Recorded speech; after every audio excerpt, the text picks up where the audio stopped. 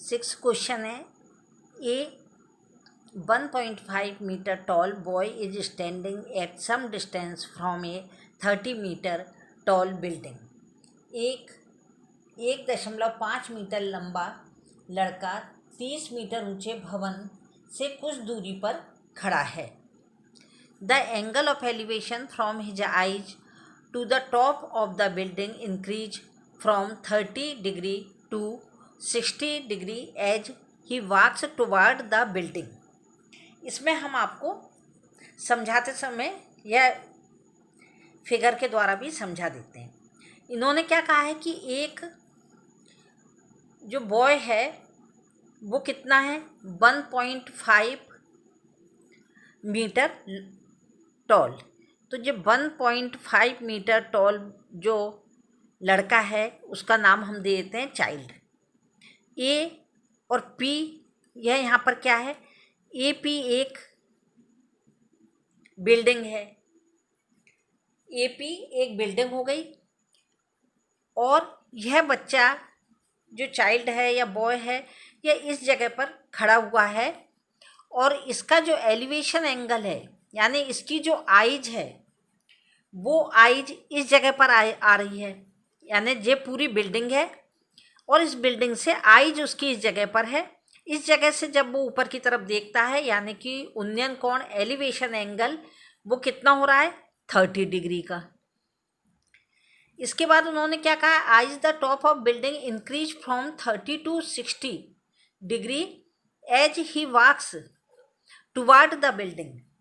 यानी कि जब वह ऊंचे भवन की ओर जाता है तब उसकी आंख से भवन का शिखर का जो उन्नयन कोण है वो 30 डिग्री से 60 डिग्री हो जाता है। यानी कि जो 30 डिग्री है वो वह आगे बिल्डिंग की तरफ जब चलता है तो यहाँ पर आके वो कितना हो जाता है 60 डिग्री उन्नयन कोण यानी कि एलिवेशन एंगल हो जाता है, 60 डिग्री का हो जाता है 30 से। बताइए कि वह भवन की ओर कितनी दूर चल कर गया। यानी यहाँ पर उस बच्चे का यानी चाइल्ड का बॉय का क्या है, यहाँ पर आइज है, आइज से जब ऊपर की तरफ देखता है यानी कि जो साइड लाइन हो गई और इस जगह से लाइन जो है वो सीधी जो लाइन जा रही है ये क्या है हॉरिजेंटल लाइन यानी कि क्षैतिज रेखा, ये दृष्टि रेखा। इन दोनों के बीच के बनने वाले जो एंगल होते हैं इस रेखा और इस रेखा के वो क्या कहलाते हैं एलिवेशन यानी उन्नयन कोण। तो ये दोनों उन्नयन कोण हैं। यह 1.5 मीटर टॉल क्या है बॉय है। अब यह सी, अब इसका नाम हमने दे दिया पी, इसका दे देते हैं क्यू और इसका दे देते हैं आर। यानी कि ए पी क्या है एक बिल्डिंग है, बी सी एक एंगल हो गया और सेकंड एंगल हो गया हमारा डी सी। अब जो सेकेंड एंगल डीसी नहीं है, क्यों, क्योंकि ये अलग अलग नाम तो दिए गए लेकिन हम इनको समकोण त्रिभुज यानी राइट एंगल ट्रायंगल पे लेते हैं तो इसका नाम क्या दिया जाएगा ए बी डी और दूसरे का क्या दिया जाएगा ए बी सी, क्योंकि बीच में हमारा यही एंगल आना चाहिए। यह तो कौन सा एंगल हो गया, इसकी तो तीनों साइड इक्वल नहीं है, तीनों ही डिफरेंट है, इसलिए इस पे यह ट्रिग्नोमेट्री इस पर सॉल्व नहीं की जा सकती, ये राइट एंगल पे होती है। तो एक तो बन गया इसका right angle A B C मान लीजिए और दूसरा ए बी डी। अब यह समझ में आ गया होगा। अब इतना और मैं आपको बता रही हूँ कि यह जो बिल्डिंग है ये पूरी बिल्डिंग कितने की है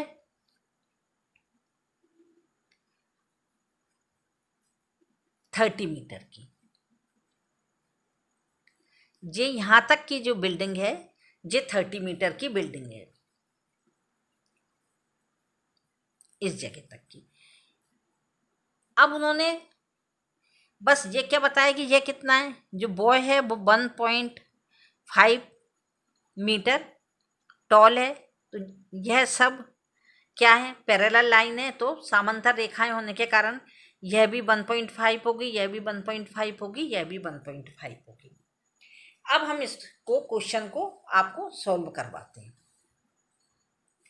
अब सबसे पहले हमने क्या देखा है कि इसमें हमें गिवन क्या है, फाइंड क्या करना है और फिर हम लेट किसे मानेंगे। यानी लेट क्या करते हैं और उसके बाद सोल्व करेंगे, उसमें 2 एंगल हमें लेना है। तो सबसे पहले अपन गिवन देखेंगे क्या है। गिवन है हाइट ऑफ द बिल्डिंग। उन्होंने केवल हाइट दी है किसकी, बिल्डिंग की।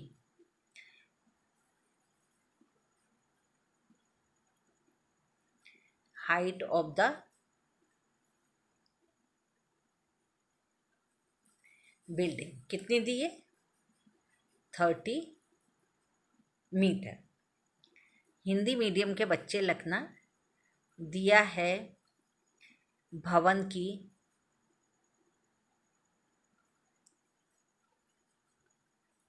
ऊंचाई बराबर 30 मीटर। इसके अलावा उन्होंने और भी कुछ दिया है कि ये हमने बताया था कि भवन की ऊंचाई के साथ उन्होंने कितना टॉल का जो बीबी बॉय बताया वो कितना है, 1.5 मीटर टॉल। अब किसकी हाइट देखना है हमें, लड़के की ऊंचाई या बॉय की। तो यहाँ पर हम लिखेंगे वही height of boy is equal to 1.5 metre, यानी कि लड़के की ऊंचाई या हाइट 1.5 मीटर है। यह हमें दोनों की हाइट मिल गई, यानी कि यहाँ से लेके यहाँ तक इसकी हाइट मिल गई। अब हमें फाइंड क्या करना है, फाइंड करना है हमें distance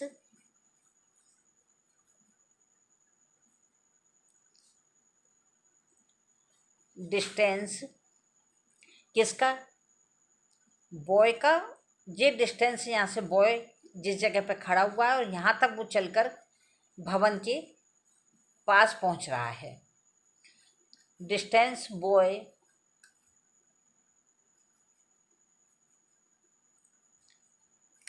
walked toward the building।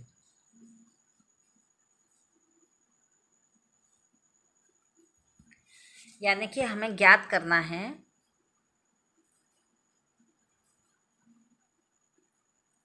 क्या करना है, लड़के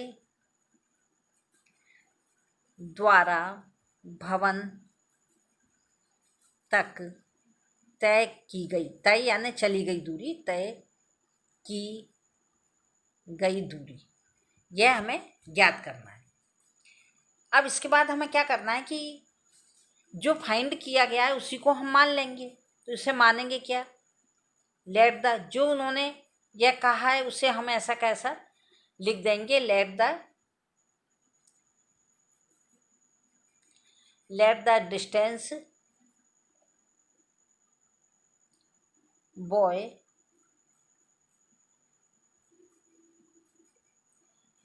walked toward the building।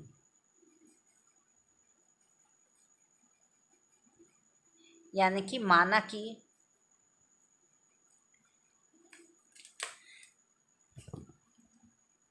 कि लड़के द्वारा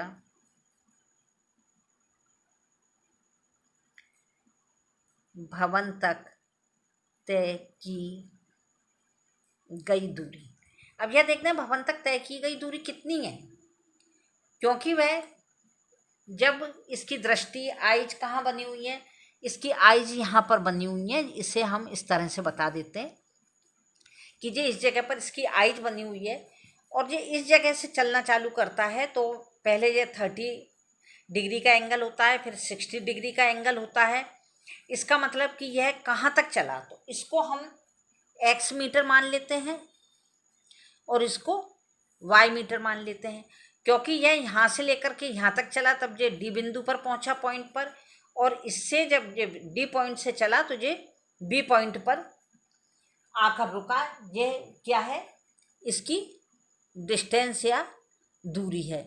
यानी यहाँ से चल करके ये यहाँ तक आया और ये यहाँ तक आया, यानी C से लेकर के B तक की इसकी दूरी है। तो इसकी दूरी क्या हो गई, BC, यानी कि x + y मीटर। BC यानी कि x + y मीटर, यह यहाँ तक की इसकी दूरी आ गई। अब इसके बाद हम दो ट्रायंगल लेंगे, इसमें एक तो हमारा यह ट्रायंगल बनेगा और दूसरा ट्रायंगल यह पूरा ही बनेगा, क्योंकि एक ट्रायंगल तो यहाँ तक का आ गया, लेकिन ये बॉय एक ही है जो सीधा यहाँ तक चलता आ रहा है, उसी की वजह से यह दो ट्रायंगल इस जगह से बने हैं। यहाँ से इस ट्रायंगल का कोई भी अर्थ नहीं है, क्योंकि यह राइट एंगल ट्रायंगल नहीं है। अब यहाँ तक आने के बाद में हम यह देखेंगे कि इसमें यह जो इसकी दृष्टि रेखा है ऊपर जा रही है, इस जगह से हमने एंगल देखा है, नीचे की जो लाइन तो छोड़ दी है क्योंकि भवन यहाँ तक का है, लेकिन जो बॉय खड़ा है वो 1.5 मीटर का है, यानी कि इसकी दृष्टि तो इस जगह पर है, यानी कि बच्चे का जो सिर होता है, हेड होता है, वो तो इस जगह पर है, यहाँ पर हाई आइज है इसकी, तो इस जगह से देख रहा है। इसलिए हम इसमें से यह जो दी गई है 30 मीटर, इसमें से हम 1.5 को माइनस कर देंगे तो जो हो जाएगा 28.5 मीटर। यह हमारा क्या आ गया, इसकी बिल्डिंग आ गई। बिल्डिंग की ऊंचाई अब हाइट कितनी हो गई, 28.5, क्योंकि हमने इसमें से इसको माइनस कर दिया है। किसमें से, पूरे, यानी कि AP जो हमारा था वो क्या था, पूरा भवन था, लेकिन जो बच्चे की आइज है वो इस जगह से आ रही है, और इस जगह से आइज यानी कि जो क्षैतिज रेखा है, हॉरिजॉन्टल लाइन है, वो यहाँ तक आ रही है। तो इस लाइन को इस जगह पे क्या किया, कट कर दिया, क्योंकि भवन तो नीचे तक का है, लेकिन यहाँ पे उसके पैर है और यहाँ पर सिर है, तो इतनी जगह तो उसकी हट गई है 30 में से। भवन 30 मीटर है, लेकिन 1.5 इसमें से हम माइनस कर देंगे। अब हमारा जो ट्रायंगल होगा उसकी हाइट कितनी होगी, 28.5। तो इसको हम कैसे लिख देंगे कि AB = क्या होगा, AB होगा AP माइनस BP। AB कितना है हमें जो फाइंड करना है, तो हम AB के प्लेस पे AB लिखेंगे। AP कितना दिया है बुक में, 30 मीटर, और BP यानी कि यह कितना हो गया, अब हमने इसमें से कितना माइनस कर दिया BP को, 1.5 मीटर को, तो AB कितना आ गया, यानी कि जो भवन की अब ऊंचाई रह गई जिस पर कि यह क्षैतिज रेखा यानी हॉरिजॉन्टल लाइन बनी है, वो हो गई 28.5 मीटर, यानी कि ये हाइट हो गई, और यह X और Y यह दो एंगल हो गए। अब हम इससे सॉल्व करेंगे। यहाँ हम लिखेंगे इन ए राइट ट्रायंगल AB, पहले ABD ले लेते हैं, ABD यानी समकोण त्रिभुज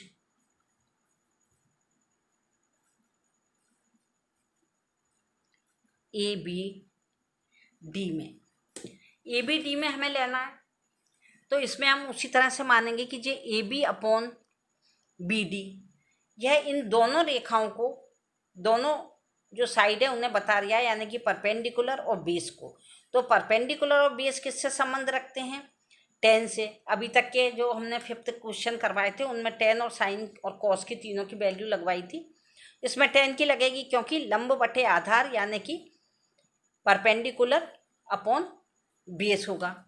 तो इसमें AB क्या है, परपेंडिकुलर, बेस क्या है, BD,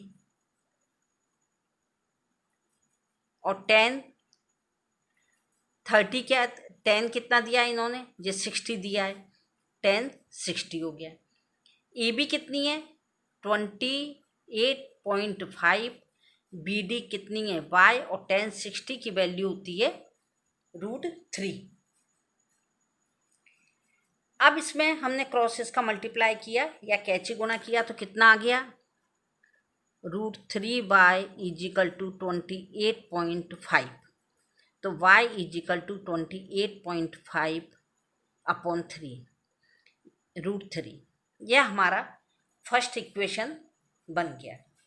अब इसके बाद हमें क्या करना है कि इसका सेकंड इक्वेशन भी बनाना है, क्योंकि अभी ये क्या आ गया था, हमने कौन सा एंगल लिया है, ABD। अब हम दोबारा कौन सा एंगल लेंगे, ABC। अब हम वापस यहाँ पे लिखेंगे इन ए ट्रायंगल ABC, यानी कि समकोण त्रिभुज ABC में। अब जब हम ABC ले रहे हैं तो AB तो वही रहेगी, क्योंकि हाइट तो बिल्डिंग की चेंज होगी नहीं, वही रहेगी। चली गई दूरी कितनी भी चेंज हो सकती है, X हो सकती है, Y हो सकती है, या इसका कोई भी नाम दे सकते हैं, या अब आगे की क्लास में आप आएंगे तो और भी आगे बन सकता है, तो 3 जगह की भी दूरी दे सकते हैं, वो XYZ। तो इसकी दूरी अभी C से B तक की है, यह दूरी है। तो इस दूरी में क्या आ गया, एक तो X आ गया, एक Y आ गया। तो इसमें हम लिखेंगे, या तो हम ये भी लिख सकते हैं BD प्लस DC या CD, लेकिन अब हम यहाँ पर इसमें लिख लेते हैं पूरी कितनी है जो BC, तो ऊपर लिख लेते हैं हम AB अपॉन में हम लिखेंगे BC इजिकल टू 1030। AB तो AB के प्लेस पे AB रहेगा, BC यहाँ पर क्या आ गया, एक X है एक Y है, और 1030 की वैल्यू क्या होती है 1/√3। यहाँ तक हमारा क्वेश्चन आ गया है। अब इसका हम क्रॉस मल्टीप्लाई करेंगे तो क्या आ जाएगा, AB यहाँ पर X और Y दोनों आ गया। AB की वैल्यू कितनी थी, यहाँ पर हमें AB की वैल्यू रखनी है, तो AB की वैल्यू कितनी थी यहाँ पर 2.85, सॉरी, ये जो AB की वैल्यू थी इसे हम दोबारा से करवा देते हैं। यह यहाँ तक हमारा आ गया है AB upon BC is equal to 1030। AB के प्लेस पे हम AB रखेंगे, AB के प्लेस पे हम रख देंगे इसकी वैल्यू कितनी है, भवन की वैल्यू यहाँ पर आ रही है 28.5, यहाँ पे हम लिखेंगे 28.5, और BC के प्लेस पे क्या लिखेंगे X प्लस Y। 1030 की वैल्यू क्या होती है 1/√3। अब इसका हम कैंची गुणा या क्रॉस मल्टीप्लाई करेंगे तो कितना आ जाएगा, X plus Y is equal to 28.5 into √3।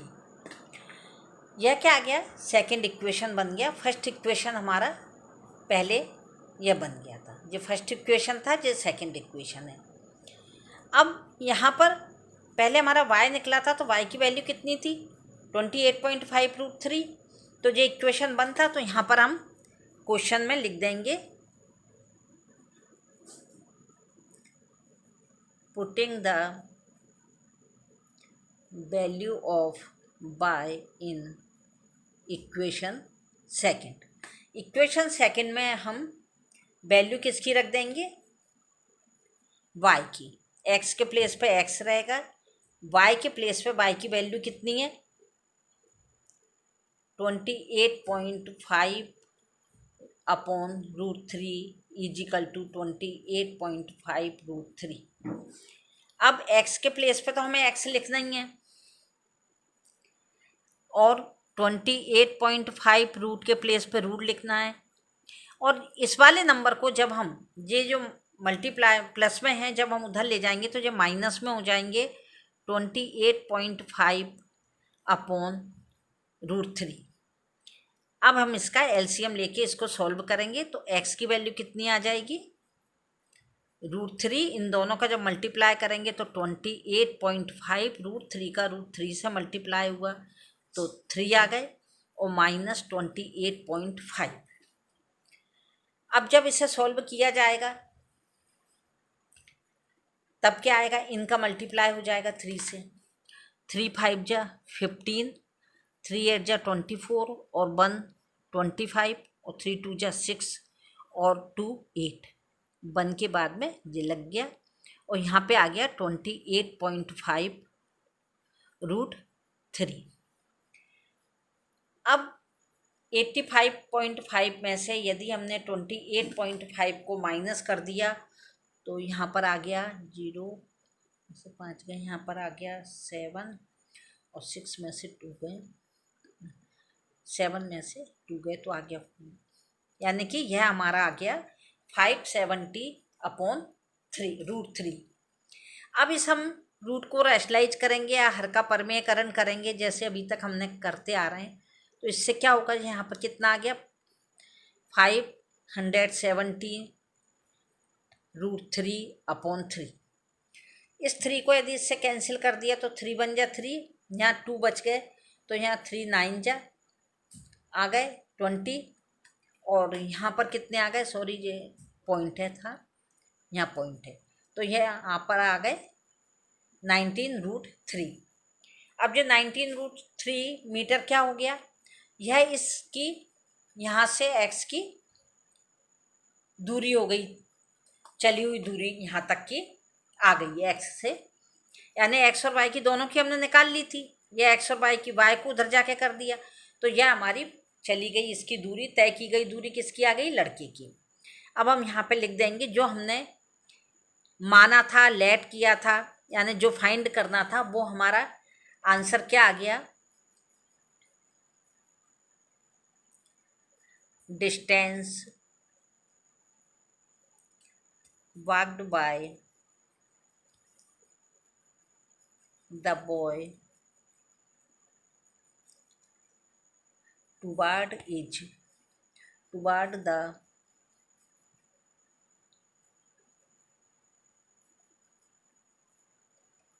building is 19√3 metre. यह इंग्लिश मीडियम वाले बच्चों के लिए आंसर आ गया। हिंदी मीडियम वाले बच्चे लिखेंगे लड़के द्वारा भवन तक चली गई दूरी या तय की गई दूरी, दूरी कितनी हो गई 19√3 मीटर। यह हिंदी मीडियम वालों बच्चों के लिए आंसर आ गया। इसको हमने एक अलग कागज़ पे इसलिए बनाया था कि बार बार आपको समझा रहे थे, आप इसका जब भी क्वेश्चन यदि जे आपके पेपर में, फाइनल पेपर में आता है तो इसको आप सबसे पहले यहाँ साइड में इस जगह पर बना लेना और बाकी आप जो भी लिखना चाहेंगे वह इधर लिखा जाएगा। और यदि आप गिवन, फाइंड और लेट लिख देते हैं तो आपको फुल मार्क्स मिलेंगे। इसलिए क्वेश्चन को प्लीज़ इसी तरह से करें जिससे कि आप फुल मार्क्स पा सकें। Thank you.